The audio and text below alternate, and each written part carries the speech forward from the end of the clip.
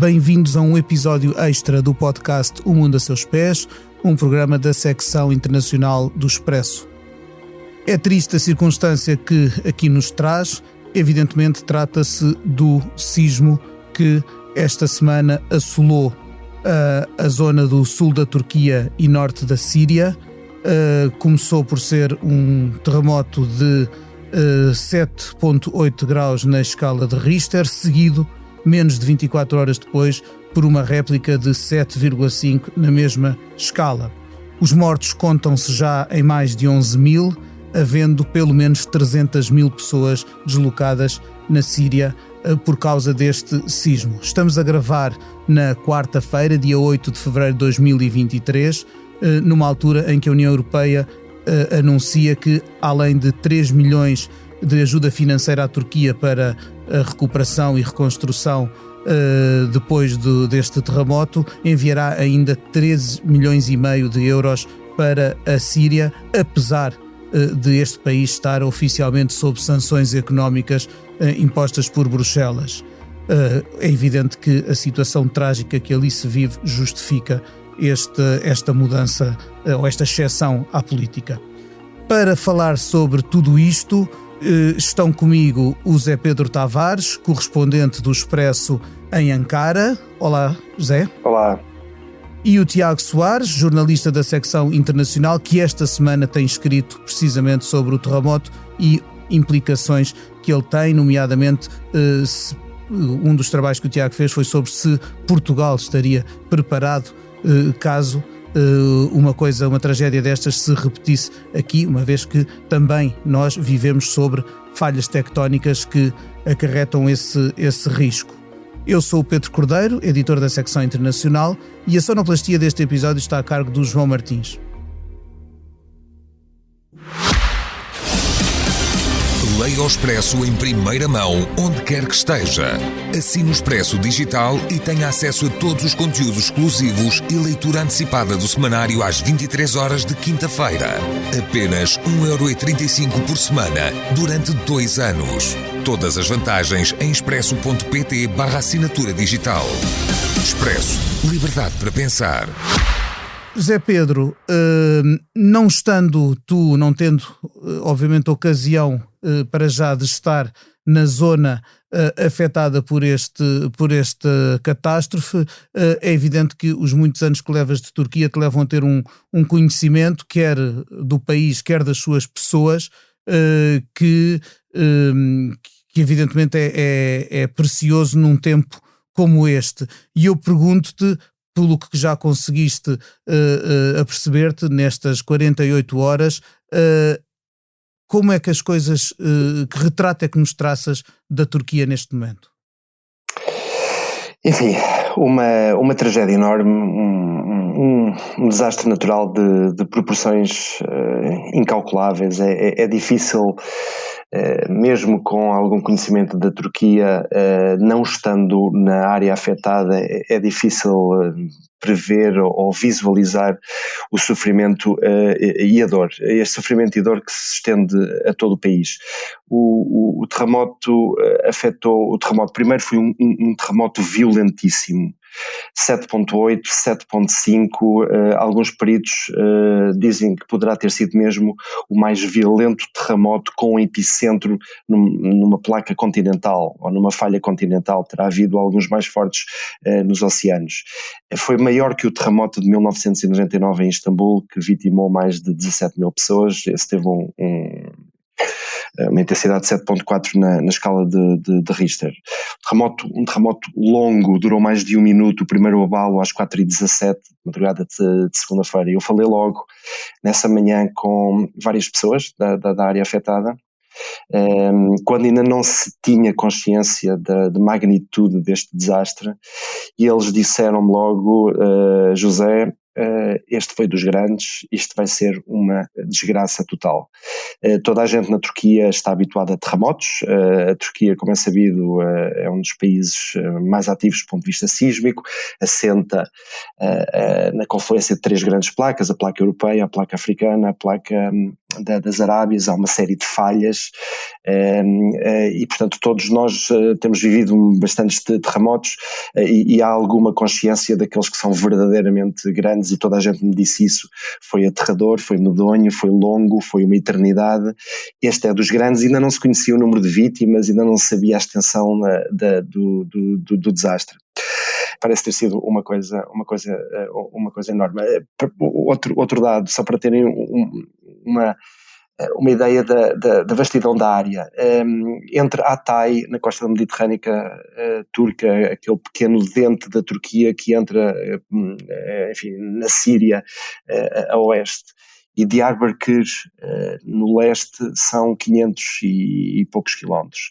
Portanto, a área afetada, e isto foi a área de grande intensidade, porque obviamente o terremoto depois sentiu-se em áreas limítrofes com menor intensidade, onde não houve desabamento de edifícios, mas nesta área estamos a falar de uma área de cerca de 500 km por 250 km, sensivelmente 2/3 do território de Portugal continental. E este é o grande desafio das equipas de salvamento, das autoridades e de todos. É que não é uma cidade, são 10 grandes cidades. Gaziantep tem mais de 2 milhões de habitantes, Diyarbakir tem mais de 1 milhão de habitantes, Adiyaman, Malatya, Kahramanmaraş são cidades que têm mais de meio milhão de habitantes. Estamos a falar de 10 grandes cidades, estamos a falar de uma área vastíssima. Imagine-se as pequenas vilas e aldeias que estão praticamente esquecidas, nas zonas rurais desta área, e onde as equipas de socorro ainda nem sequer chegaram. As pessoas estão enfim, como ao Deus dará a sua sobreviver como podem. Dor e tristeza e uma mobilização extrema nos primeiros 2 dias. O país, Turquia... Muitas mostras de solidariedade, internas e externas. Muitas, e o país mobilizou-se. O país mobilizou-se para tratar dos vivos, encontrar sobreviventes nesta tragédia. Nos primeiros 2 dias. Toda a gente se mobilizou, mais ou menos informalmente, através de estruturas institucionais, através de ONGs, para enviar mantimentos, para enviar comida, para enviar dinheiro. Ontem no aeroporto de Istambul eram milhares de pessoas que responderam ao apelo da Agência de Proteção Civil turca, AFAD, e houve dezenas e dezenas de voos para canalizar estes voluntários para o aeroporto da Adana, para a zona afetada. Mas esta dor e esta tristeza está agora, a partir de hoje, a dar lugar à raiva. E vai ser interessante ver como é que isto vai ser gerido, porque obviamente que há falhas na resposta governamental, há falhas na construção, há uma série de perguntas legítimas e relevantes que começam a surgir. Não surgiram tanto no primeiro dia e meio, porque obviamente primeiro as pessoas estavam em choque, e depois as necessidades imediatas eram saber dos paradeiros dos seus familiares, saber quem está vivo, quem não está vivo, tentar salvar quem ainda está debaixo dos escombros, e estes esforços ainda continuam, mas agora começam a surgir questões legítimas e começa a aparecer uma enorme raiva. E aqui vamos ver como é que o governo responde a isto, e os primeiros sinais não são bons. Nas últimas horas, o Twitter foi severamente limitado na Turquia, o que é extraordinariamente grave, porque as redes sociais têm sido um dos veículos para as pessoas comunicarem, para as pessoas darem informação, para as pessoas obterem informação. Tal a magnitude deste desastre, os canais oficiais não são suficientes. Exatamente. E parece que começa agora a haver uma tentativa de controle da mensagem por parte do governo, que está de facto a enfurecer a população, e vamos ver como é que claro, isto... Nós já vamos falar sobre o impacto político que obviamente este terremoto tem que ter num país como a Turquia, e num ano como já vamos ver que é 2023 para a Turquia. Eu chamava agora à conversa o Tiago Soares, que explorou um pouco num trabalho publicado no site do Expresso, a ideia de será que um sismo como este pode acontecer em Portugal? Porque nós vemos as imagens, ou lemos os relatos, ouvimos os testemunhos, parece-nos inimaginável, mas o facto é que também nós estamos sobre zonas sísmicas e não estando por isso livres de um perigo como este. Tiago, quão preparados estamos ou quão impreparados para uma tragédia destas, e é realista pensar que uma coisa destas pudesse acontecer cá?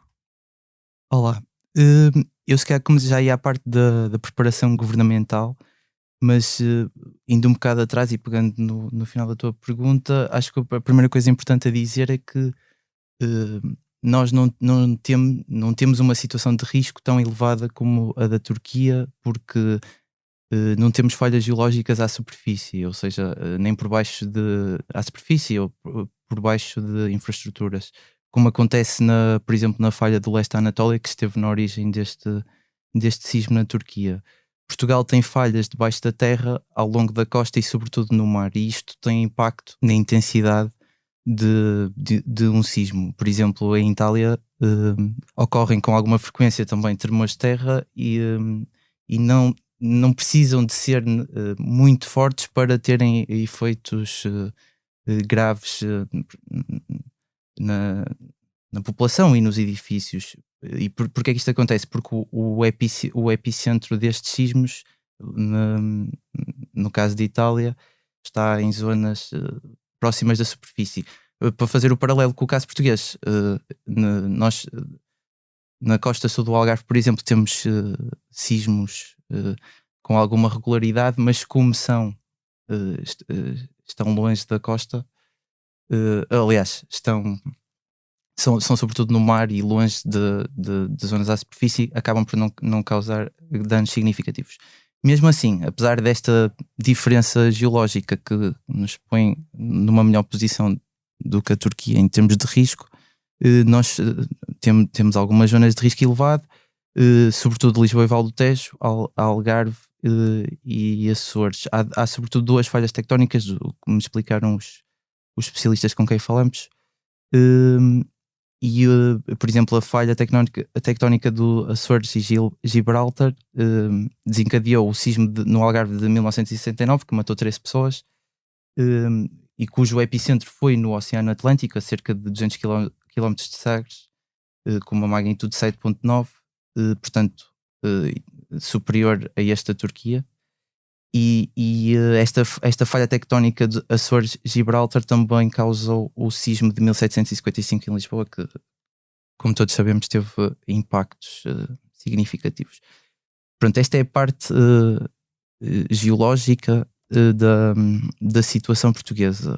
Quanto à parte política, e pegando nas realidades de Lisboa, Algarve e Açores, um primeiro dado indicativo, já vou à questão de haver dados e preparação neste tipo de ocorrências, mas um primeiro dado significativo é que, apesar de não haver muitos trabalhos e muitos números sobre isto, estima-se, os técnicos estimam, e a autarquia de Lisboa, e agora aqui no caso de Lisboa, a autarquia também tem esta informação, que cerca de 50% dos edifícios da cidade de Lisboa não estão preparados para resistir a um sismo. Portanto, na eventualidade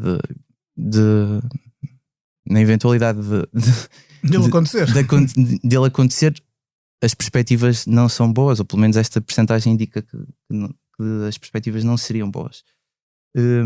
Isto deve-se, lá está, uma boa parte das casas do edificado lisboeta são casas antigas, e portanto não obedecem às regulamentações mais recentes de prevenção de sismos. Se quiseres, falo já disso, não sei se... Sim, já podemos lá ir, até porque eu gostava, se calhar faço aqui, aproveitar para triangular com o Zé Pedro, porque tu dizias, Zé Pedro, que começa a haver alguma tentativa de controlar aquilo que se diz e se comenta sobre este sismo, ou sobre as responsabilidades políticas na preparação ou falta dela. E de facto, passado o choque desta tragédia e da mortandade que ela causa, haverá com certeza que pedir responsabilidades e que avaliá-las. E a verdade é que, tanto quanto sabemos, a Turquia tem vigente uma espécie de imposto para preparação para sismos que ao longo dos anos acumulou, ou ao abrigo do qual o Estado acumulou muito dinheiro que supostamente deveria ser usado para preparar o país para estas eventualidades. Até que ponto é que isso foi conseguido? Até que ponto é que essas questões começam a surgir na Turquia? Pois, essas questões de facto começam agora a surgir, são questões legítimas. Falaste do Deprem Vergi, que é de facto a taxa para os tremores de terra, que foi decidida após o grande tremor de terra de Istambul em 1999. E que todos os turcos têm pago e que deveria servir em princípio para aumentar a resiliência da sociedade turca e das cidades turcas para desastres naturais como este. Ora, ninguém sabe como é que esse dinheiro foi utilizado. Há indicações de que ele ia para o orçamento público comum e não deveria, não foi canalizado para coisas específicas relacionadas com os tremores de terra. E depois toda a questão da construção. A Turquia tem uma legislação e regulamentos sobre a construção com medidas antissísmicas bastante desenvolvida. A grande questão é se ela é implementada ou não, se é observada ou não, e tudo indica que não. Isto não é de agora, dos vários sismos que ocorreram nos últimos 20 anos, a história é a mesma, numa mesma rua, edifícios construídos na mesma altura, um deles colapsa com baralho de cartas, o outro sobrevive. Porquê? Será que o empreiteiro de poupa o dinheiro para ganhar mais margem e não seguiu as indicações e as regras que deveria ter seguido? O papel da inspeção, digamos, dos serviços de Estado, será que é eficaz ou há corrupção? Isto é extraordinariamente importante porque, em termos políticos, porque o setor da construção é um setor muito associado ao regime, sempre foi na Turquia, mas particularmente ao regime do presidente Recep Tayyip Erdogan. Erdogan tem alavancado o desenvolvimento da economia e os estímulos da economia no setor da construção civil, grandes obras públicas, infraestruturas, estradas, aeroportos, bairros sociais, tem um enorme programa de construção de bairros sociais para alojar pessoas que vêm da Anatólia para as cidades, das zonas rurais da Anatólia para as cidades a preços comportáveis, e uma série de grandes holdings, grandes empresas de construção civil têm uma associação próxima e orbitam na esfera do regime e do presidente Recep Tayyip Erdogan, e portanto quando se fazem estas perguntas relativamente ao setor da construção, isto tem uma dimensão política e consequências políticas. A Turquia, e estamos a falar da Turquia, ainda não falámos que é da Síria, e apesar de obviamente ter havido falhas, poder ter havido todos estes problemas e todas estas questões, ainda assim a Turquia é um Estado que eu considero estar relativamente bem preparado, provavelmente até mais preparado do que, por exemplo, o exemplo de Portugal. Vivendo na Turquia, eu sei porque há exercícios, há testes, fala-se em tremores de terra mesmo quando não há tremores de terra, há debates e o próximo chegará inevitavelmente mais tarde ou mais cedo por aquelas razões que já foram referidas pelo Tiago, a existência de várias falhas à superfície, e portanto a Turquia está relativamente bem preparada para lidar com situações destas, e isto viu-se. Há uma agência de proteção civil forte, há um sistema de saúde forte, há hospitais fortes. Toda a gente sabe que se começar um tremor de terra devemos pôr debaixo de uma mesa, ao contrário, enfim, de outros países. Na Síria não há nada disto. Na Síria, enfim, não há estruturas, não há mecanismos de coordenação, o serviço de saúde está provavelmente num estado lastimoso devido às sanções, devido ao isolamento, devido à guerra civil que já ocorre há 12 anos, e ainda por cima este terremoto ocorreu no noroeste da Síria, que é precisamente a zona mais afetada pela guerra civil, precisamente a zona onde onde a guerra ainda está ativa. As duas cidades mais afetadas na Síria, a cidade de Alepo, que está nas mãos do regime de Bashar al-Assad, foi conquistada há 2 ou 3 anos por Bashar al-Assad, e a cidade de Idlib, que é a capital da única província que está nas mãos dos rebeldes. Entre Alepo e Idlib não há comunicação. Há a linha da frente. Idlib está totalmente isolada dentro da Síria e do mundo exterior, e apenas alguns caminhões das Nações Unidas conseguem transitar através da fronteira turca para levar ajuda humanitária. Portanto, se há falhas e se há problemas, e vamos ver as consequências políticas que isto vai ter na Turquia, a situação na Síria ainda é muito mais dramática, claro, no sentido que... No momento em que estamos perto de assinalar 12 anos de uma guerra civil que o mundo parece quase ter esquecido, e em que muitos milhares, centenas de milhares de pessoas se veem agora, a somar aos milhões anteriormente afetados, centenas de milhares vêm-se agora sem casa, obrigados a deslocar-se, obviamente representando também uma potencial nova vaga de refugiados que procurarão a sua sorte noutras paragens, nomeadamente europeias.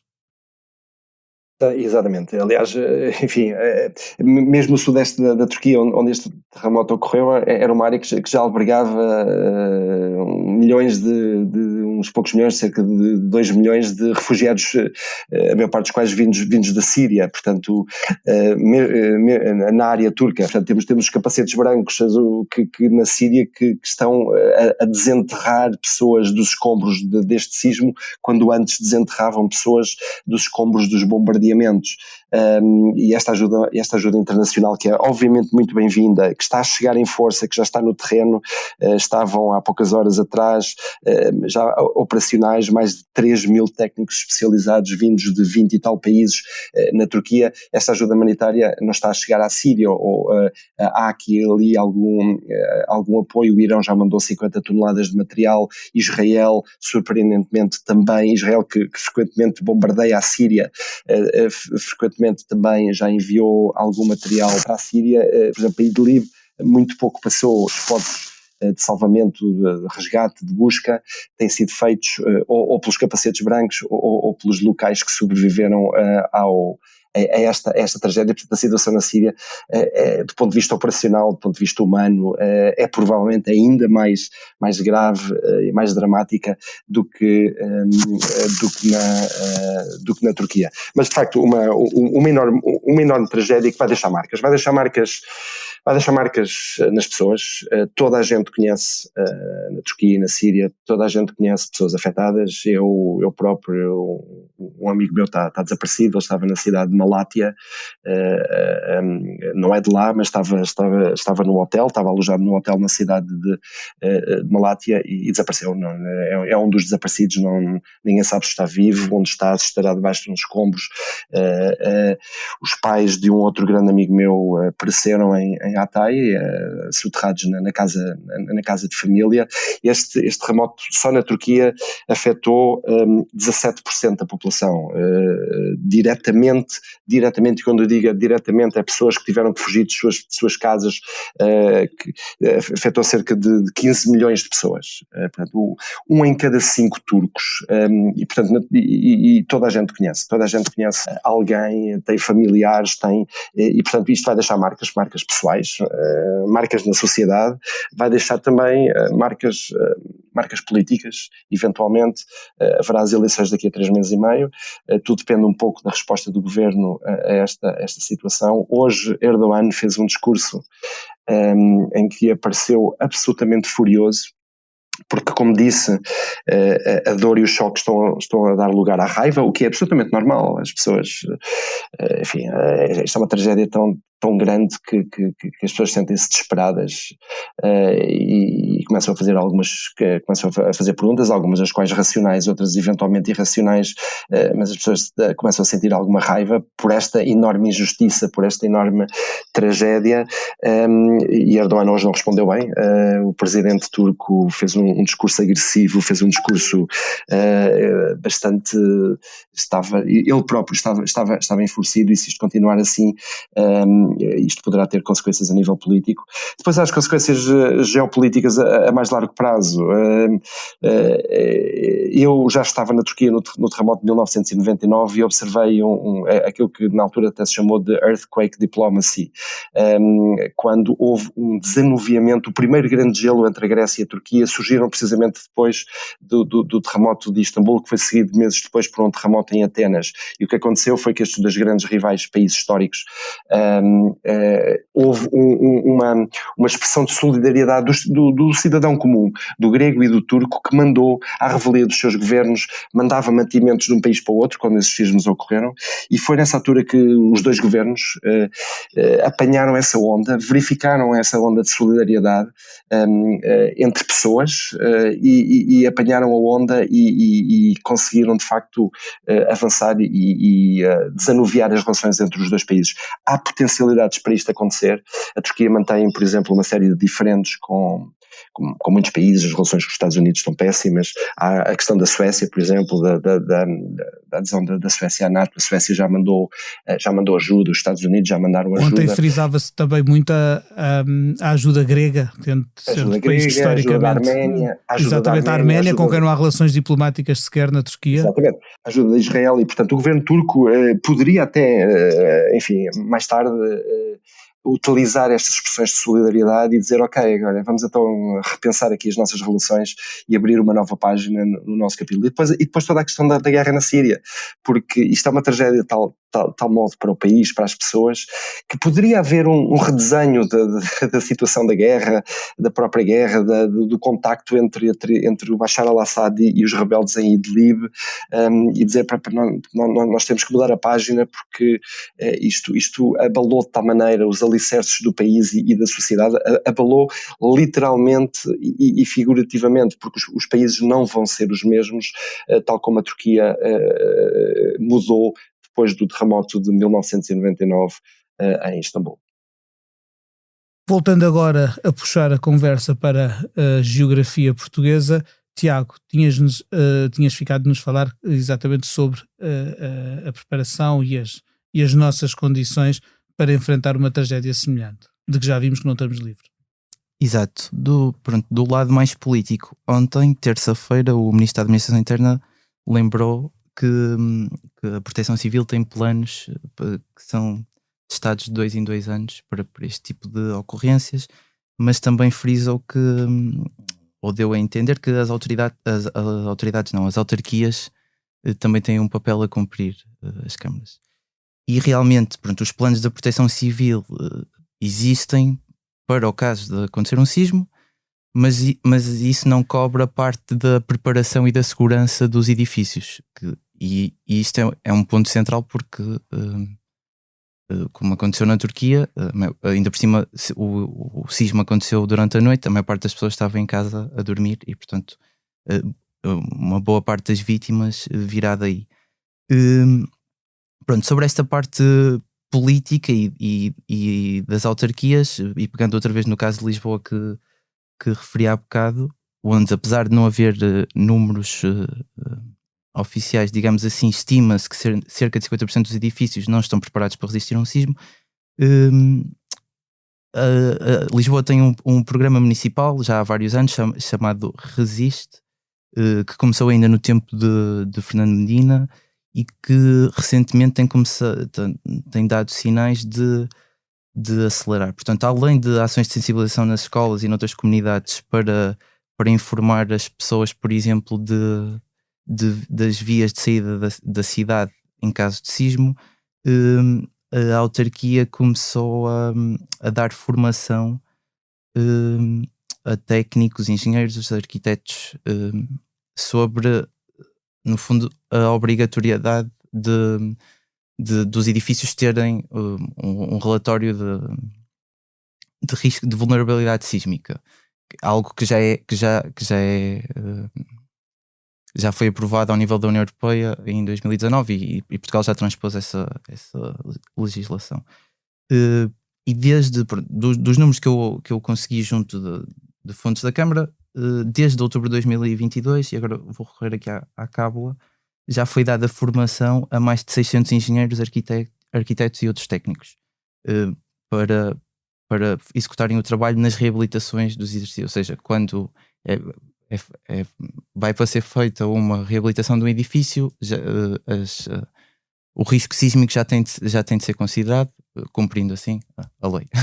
Outra coisa que me parece que podia ser útil e que eu julgo que há países onde acontece pelo menos mais frequentemente do que em Portugal, é a questão, por exemplo, das próprias pessoas saberem o que fazer, a questão de simulacros. Eu, por exemplo, dou aulas numa escola que por acaso, há umas semanas, fez precisamente um simulacro de sismo para que os alunos saibam o que fazer. Exato. Quando se isso acontecer, os alunos e os professores, obviamente, e os restantes funcionários.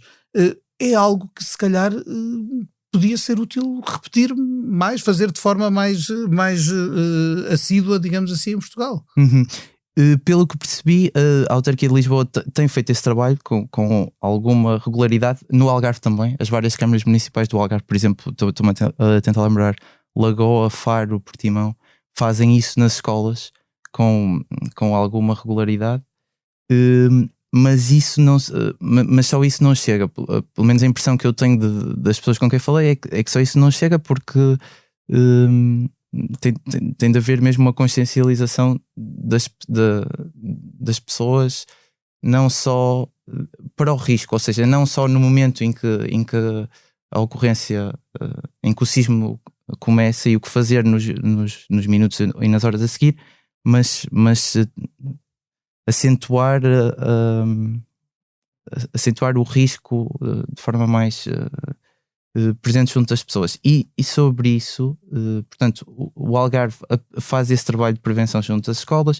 Lisboa também tem feito. A questão da legislação obrigatória de vulnerabilidade sísmica também já está, pelo menos a formação aos técnicos para cumprir isso já está a ser dada. Uma coisa que eu acho interessante, o bom aluno, no caso português, de todas estas zonas de risco que Portugal tem, o bom aluno será os Açores, que já estão... Porcoso. Exato, já estão bastante avançados nesta questão da sensibilização dos riscos. Um engenheiro civil com quem eu falei ontem dizia-me que há 20 anos... o crédito à habitação para comprar casa nos Açores já incluía o reforço sísmico, uma coisa que aqui não acontecia há 20 anos e continua a não acontecer agora, pelo menos com a regularidade desejável. E outra coisa que eu acho interessante sobre isto da proteção dos edifícios é o custo de fazer estas obras, de fazer obras de reforço sísmico, que as pessoas na Câmara e os técnicos que estão a trabalhar com a Câmara estimam que seja cerca de 5 a 10% do custo total de construção de um edifício. Claro que isto não tem em conta a gigantesca crise habitacional que nós estamos a viver. Portanto, é sempre um acréscimo e não será para todas as carteiras, mas do ponto de vista, exato, do ponto de vista da engenharia civil e da preparação de proteção civil, etc., o argumento é que 5 a 10% não é uma percentagem muito elevada para caso um sisma aconteça em Lisboa, no Algarve ou nos Açores. Bem, mas temos sempre a questão dos valores relativos e dos valores absolutos e como isso se compara com a algibeira de cada um, não é? Exato. Enfim, o nosso tempo está a chegar ao fim, mas há uma informação que eu julgo que será útil darmos aos nossos ouvintes, que é o que fazer se quiser ajudar as pessoas que estão afetadas por estes abalos sísmicos na Turquia e na Síria. Temos organizações como os Capacetes Brancos, que já foram, aliás, nomeados para o Nobel da Paz e que são uma organização das que tem mais experiência na Síria em apoio às populações civis. A Fundação Portugal com a Acnur, que é parceira da Agência da ONU para os Refugiados, a Unicef, o Crescente Vermelho, portanto, a organização irmã da Cruz Vermelha nos países de população maioritariamente muçulmana, são algumas de várias organizações que estão a recolher fundos, a recolher ajuda, e já agora eu deixaria a ressalva de que é bom falar com estas organizações e perceber o que é mesmo preciso. Nem sempre temos a noção no nosso ímpeto generoso de saber exatamente o que é preciso a cada momento, e portanto deixo aqui este apelo a todos. Talvez todos possamos de alguma forma ter solidariedade para com estes povos assolados pela catástrofe natural.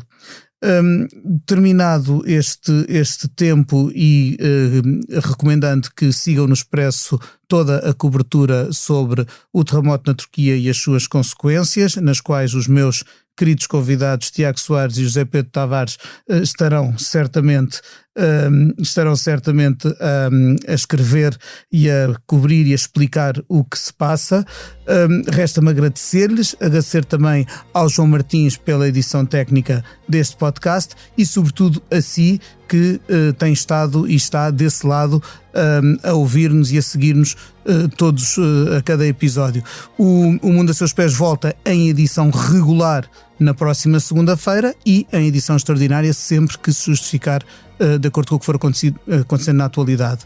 Até lá, até breve e até sempre.